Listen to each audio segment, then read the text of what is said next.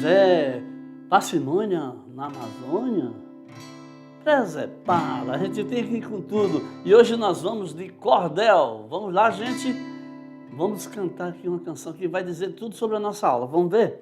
Olha só. Agora é literatura, é poesia regional, é o cordel na Amazônia, é a produção local. Tem rap na poesia, tem repentista e jogral. Essa linguagem tem arte, a arte é tão legal. Arte é tão legal, você vê diferente o que parece igual. Arte é tão legal, você vê diferente o que parece igual. Vamos para a nossa aula agora, tranquilo, sem mais perda nenhuma de tempo, sem mais nhenhenhen. Vamos ver o que tem a ver o cordel com a nossa literatura, tá bom? Essa poesia, né, é uma poesia que você pode enquadrar com qualquer melodia. E aí nós vamos ver todos esses detalhes, ok? Joga lá na tela, e agora eu vou conversar com vocês sobre essa promessa aí, né? Do que a gente está falando aí. Vamos lá? Ó, na primeira parte da nossa aula aqui, nós vamos falar sobre a literatura brincando de rimar, né? A literatura é uma das manifestações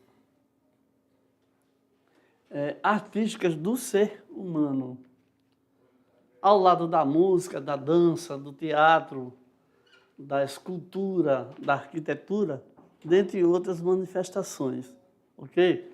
Então, veja só, a literatura é considerada a arte das palavras, ok? Então, é mais uma arte aí para a gente desdobrar. E nós temos grandes artistas, nós vamos falar no decorrer da nossa aula. É uma manifestação artística, em prosa ou verso, que utiliza palavras para criar a arte, tal qual as tintas é a matéria-prima do pintor. Assim como o pintor, o material que ele usa para fazer o seu trabalho são as tintas, no caso da literatura, são as palavras, ok? Então, a literatura de cordel, que nós vamos falar bastante, é popular na região nordeste do Brasil, mas também na região norte, incluindo a Amazônia, também tem muitos cordelistas, ok? Então, essa tradução é muito boa porque preserva a memória e a cultura popular. É mais uma forma de ir fazendo com que fique na mente, né, todas as culturas populares. Tá? Então, e tem os temas mais usados, né? Nos poemas da literatura de cordel, é mais comum os temas de fatos do cotidiano, episódios históricos, lendas, religiosidade e até mesmo os temas políticos. Além disso, eles usam o humor, a ironia e o sarcasmo. E na região amazônica, a literatura de cordel se manifesta trazendo os conteúdos relacionados à Amazônia, seus costumes, lendas e informações típicas. Então tem um artista aqui da Amazônia, o Carlos Silva, que ele escreveu a Amazônia de A a U, onde ele fala sobre a biodiversidade, a importância da região como pulmão do mundo e a concentração da água doce do rio Amazônico. Então, olha só, é muito importante quando a gente entra nessas temáticas, a gente entra nesses assuntos, porque a gente começa a ver a preocupação das pessoas com tudo o que nós temos de favorecimento aqui da nossa região, tá? Quando ele fala em biodiversidade, é a diversidade de vida, as muitas formas de vidas que tem aqui na nossa região amazônica. Então ele vai lembrando através do cordel, porque nós temos que estar sempre valorizando e lembrando tudo que temos a nosso dispor. E que a gente sabe muito bem que com as mudanças climáticas, com as coisas que acontecem no mundo, começam a ficar em perigo, começam a entrar em verdadeira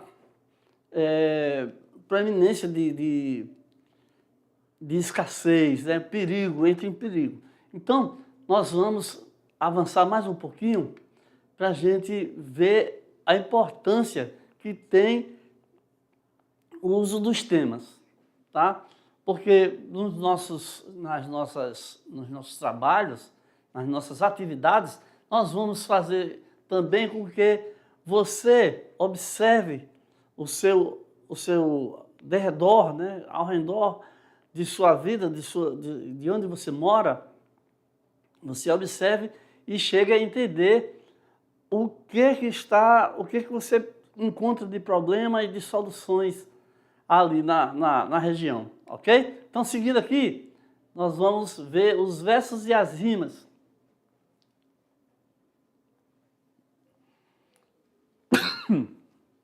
Ai, meu Deus.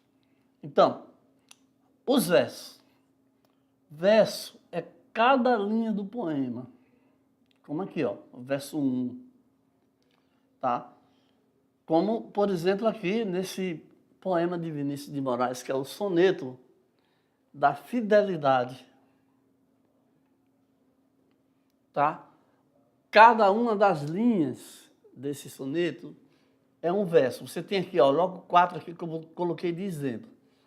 De tudo ao meu amor serei atento antes, e quanto ao zelo e sempre tanto, que mesmo em face do maior encanto, dele se encante mais meu pensamento. Então, pensamento aqui, ó, com o mesmo som de atento, né, e tanto junto com o encanto. São as rimas.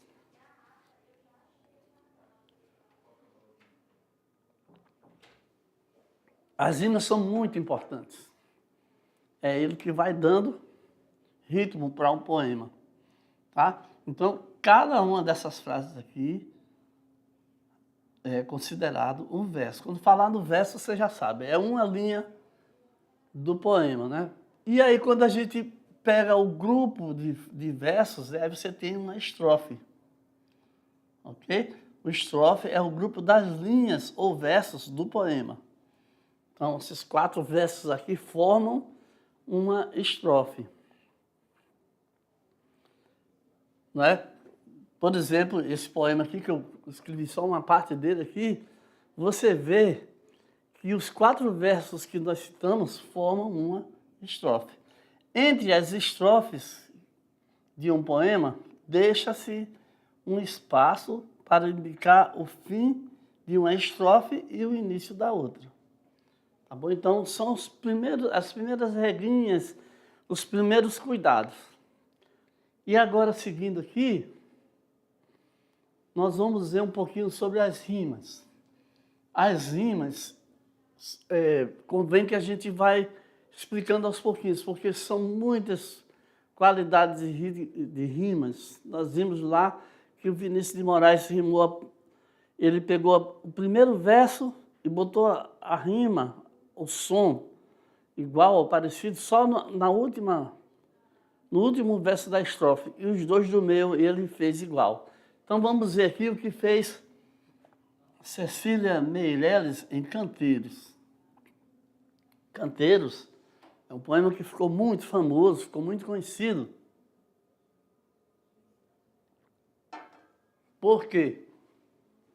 Porque o cantor nacionalmente conhecido Fagner colocou uma música nessas palavras aí e ficou muito interessante.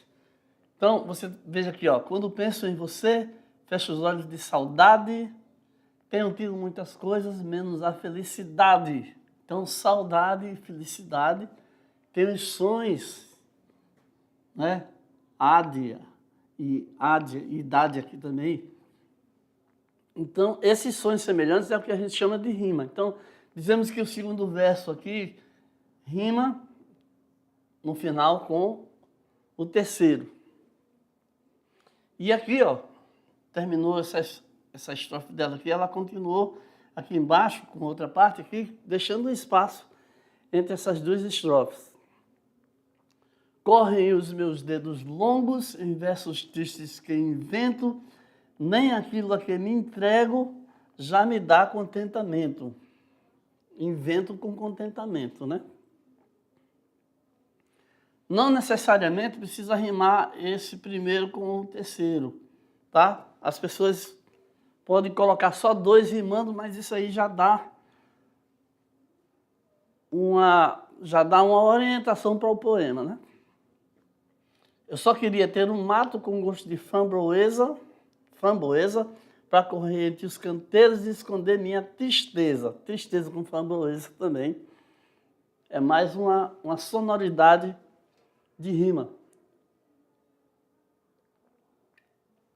E agora, eu vou mostrar para vocês, vou cantar para vocês como o Fagner fez, e depois eu vou cantar uma outra melodia para você ver que pela mesma métrica dá para você colocar algumas músicas diferentes, tá? O Fagner fez assim, ó.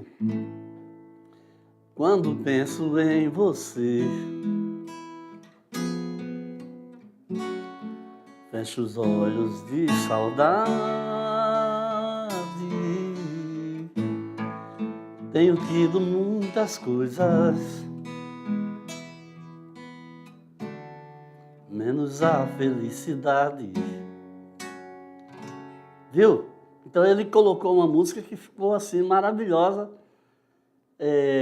no poema da Cecília Meirelles. E agora eu vou fazer diferente, só para vocês sentirem o gostinho. Quando penso em você, fecho os olhos de saudade, tenho tido muitas coisas, menos a felicidade. Viu?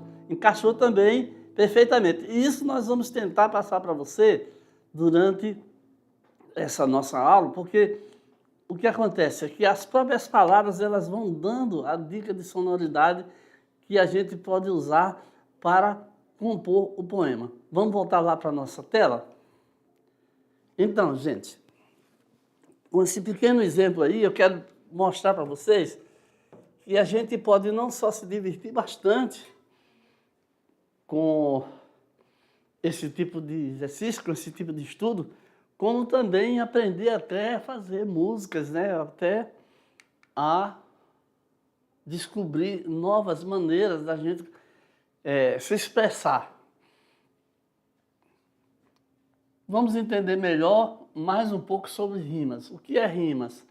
É a repetição de fonemas dos sons da sílaba no final dos versos.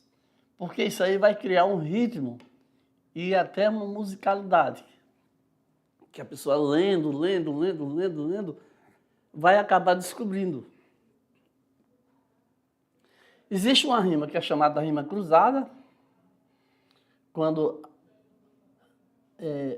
o final do primeiro verso tem o mesmo som do terceiro e o segundo com o último. Tá? Então é um cruzamento. O primeiro verso rima com o terceiro e o segundo com o quarto verso. Uma rima intercalada, quando o primeiro vai rimar com o último.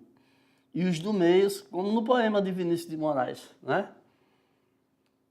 Se você voltar lá e for ler, você vai ver que é exatamente desse tipo aqui. Termina com um som. Só o primeiro e o último terminam com sons iguais. Tá? Então, o primeiro verso rima com o quarto e o segundo com o terceiro. Rimam os dois do meio e no final é que vai dar o fechamento com o primeiro. E o que chama de rima emparelhada, né? Aparelha aqui o primeiro com o segundo e o terceiro com o quarto. O primeiro verso rima com o segundo e o terceiro com o quarto. Existem várias e várias outras maneiras de se fazer esse tipo de trabalho, né? Esse tipo de rima.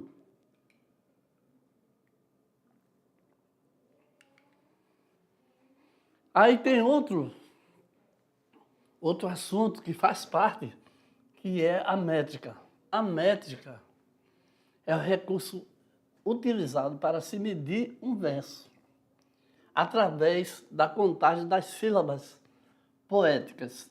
Essa técnica leva em consideração a sonoridade. Quando você vai lendo o verso, você vai descobrindo os sons que são iguais, que não são. As sílabas poéticas são diferentes das sílabas gramaticais. Esse assunto aqui a gente tem que pesquisar mais, estudar mais para poder dominar ele, tá? Mas é muito gostoso. Existem duas regras que são assim básicas para você contar as sílabas poéticas. A contagem das sílabas só é realizada até a última sílaba tônica da última palavra do verso. Ok? Então é lá perto do final que vai haver que você vai ter que ter uma atenção maior. Se uma sílaba poética terminar com a vogal átona, sem ser o som forte, né, e a sílaba seguinte iniciar-se com uma vogal ou H, que não possua som, como na palavra hoje, essas sílabas podem se juntar em uma única sílaba. Fica meio que emendado. Ok? E a contagem dos versos? A contagem dos versos dos repentistas e dos cordelistas varia conforme a estrutura poética utilizada. Então, quais são essas estruturas? Você tem a sextilha, tá? Então, é o seguinte, ó, a sextilha, ele tem a sextilha, tem a septilha, tem a décima.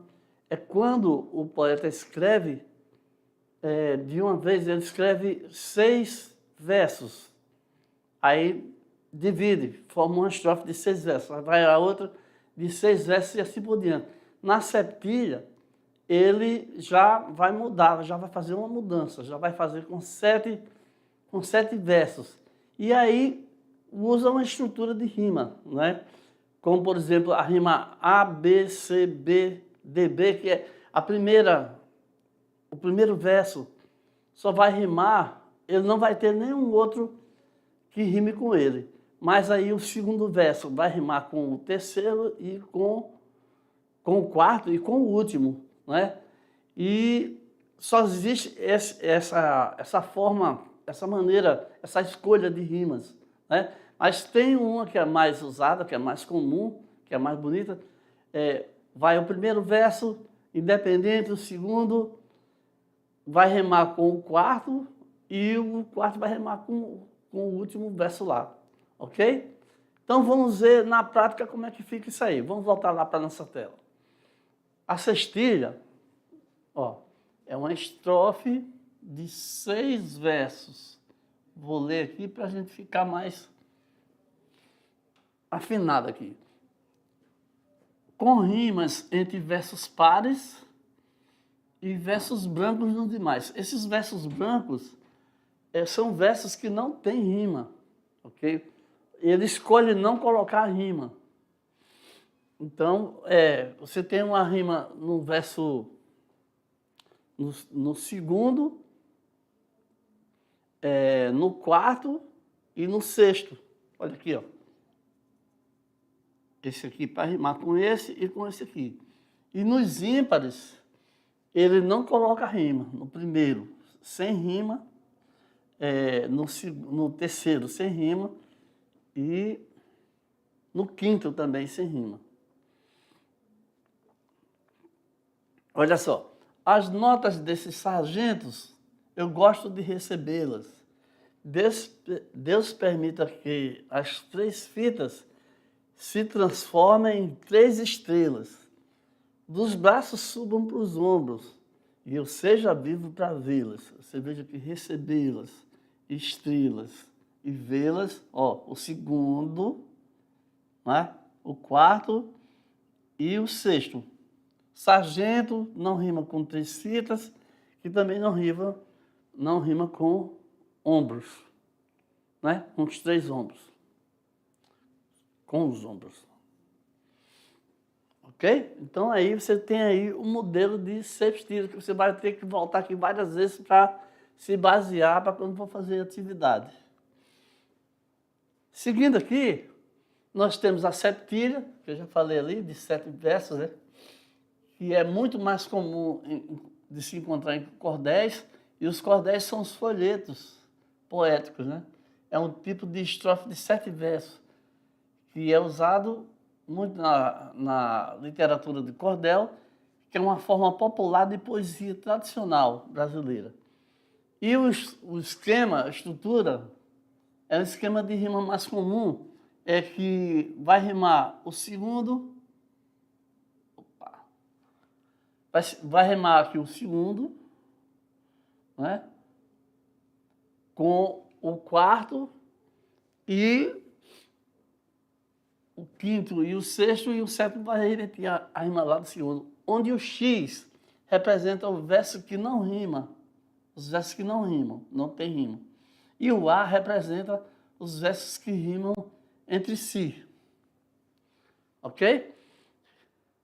Então, por exemplo, olha aqui, eu fiz a contagem aqui bem direitinho. Na terra temos de tudo, ainda mais um pouquinho. Tem o que se faz de surdo, tem tudo, mas é mesquinho. Ó, aqui já rimou com esse aqui, certo?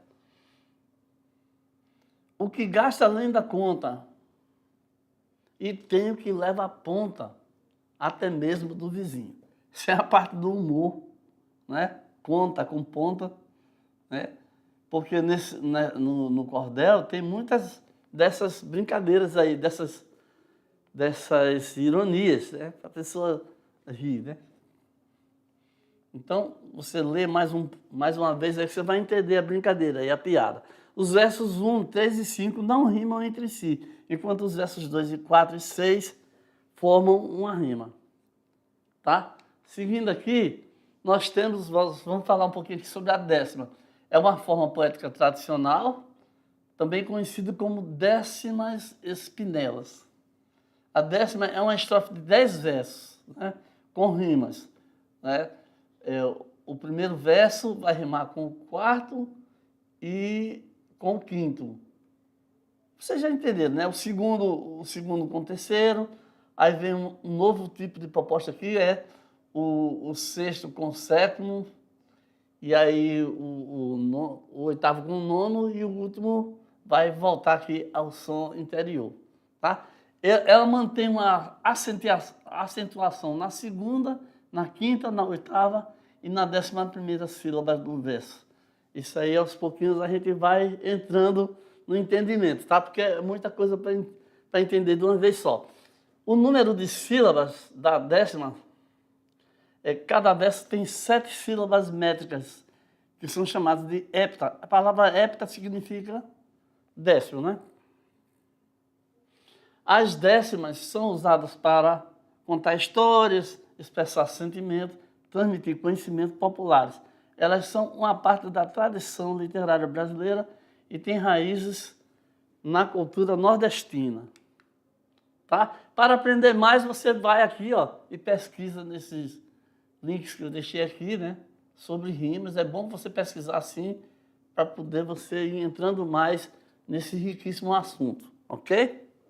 Então, agora vai ser a sua vez. Agora é a vez de você aplicar. Nós vamos pedir aqui algumas atividades que você vai poder aplicar aquilo que você viu durante a nossa aula. Essa aula convém que você reveja, que você pesquise mais, porque vai ser muito gostoso quando você for realizar. Vamos voltar lá para a nossa tela aí para a gente ver a atividade que vai dar aula. Vai na aula 81, tá? Então, recordando aqui, cada linha escrita é um verso. Um grupo de 4 ou 6 ou 7 ou 8 ou 10 versos é uma estrofe, tá? O grupo de versos é uma estrofe, ok? Então, você vai lá rever na aula 80 sobre cada uma das formas que eu andei falando lá. E aí, você vai escolher um desses temas aqui, ó, para você escrever a sua cestilha, volta lá e vê como é que se rima e tudinho, tá? Você escolhe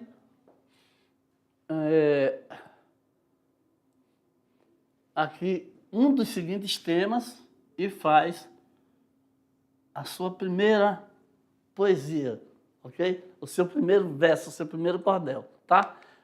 Já aqui, ainda tem mais aqui, ó. Eu queria dizer também que essa atividade pode ser individual ou feita em um grupo de 4 estudantes. E eu queria que o professor explicasse aos estudantes para pesquisar exemplos de cestilha na internet, para fazer igual não, tá? Mas para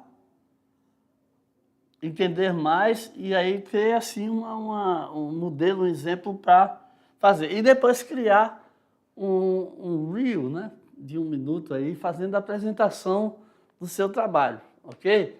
Agora sim, na aula 82, você vai fazer mais ou menos, né? Vai rever, vai estudar direitinho e vai usar, vai fazer agora com septilha, com 7 sílabas, tá?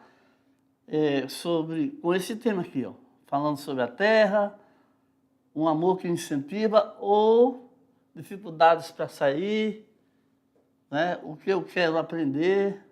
Aí você vai aproveitar para desabafar aí através desses temas, tá? Mas o caso você vai criar aqui não é mais só uma, tá? Você vai criar 3, né? Não, peraí, calma. Você vai rever sobre a aula 80 que fala sobre cestilha, sobre septilha, e vai criar 3 septilhas de 3 estrofes explorando cada um desses temas. Qualquer coisa vocês vão me pedindo explicação que eu vou explicando lá através do nosso chat, tá? A mesma coisa na atividade individual, pode ser de 4 estudantes, e o professor também vai instruir para a criação da apresentação do trabalho, tá? A mesma coisa. Então, vamos aqui para a aula 83, onde estou recordando aqui cada vez aqui para você, cada professor, cada vez mais você ter a ideia certa para escrever com muita segurança o seu cordel. No caso aqui, você vai fazer uma 10ª, né? Aqui vai ser mais difícil, né? Vamos ver se você consegue desenvolver. Eu quero ver quem são os artistas. Então, o tema, História do Boi Encantado, o Boto Mentiroso, né? A mediação tecnológica é surreal, né? Muito além. Aí, minha futura profissão, se eu fosse você, a minha filosofia. Você pode entrar também com o seu próprio tema, tá bom? E fazer o seu trabalho, tá bom? Mesmo jeito aqui, ó. Pode ser individual ou em grupo. E a maneira de apresentar também é muito importante. Tá? E aí na aula 84, vocês vão fazer uma autoavaliação, que com essa atividade individual ou em grupo de 4 pessoas. Eu peço ao professor que instrua o aluno a fazer uma crítica sobre o seu próprio trabalho, obedecendo esses critérios aqui. Explicar como é que foi feito a cestilha, a septilha ou a 10ª, não é? Sobre os temas. Eleger aquele que considera melhor e, ao mesmo tempo, também, no final de tudo, criar o seu reel. Bom, aqui chegamos ao final da nossa aula, espero que vocês tenham gostado. É um assunto muito gostoso que requer que você faça com mais tranquilidade, mas faça, por favor, que vai ser muito bom, vai ser enriquecedor para você, ok? Qualquer coisa, estamos lá no chat. Tchau.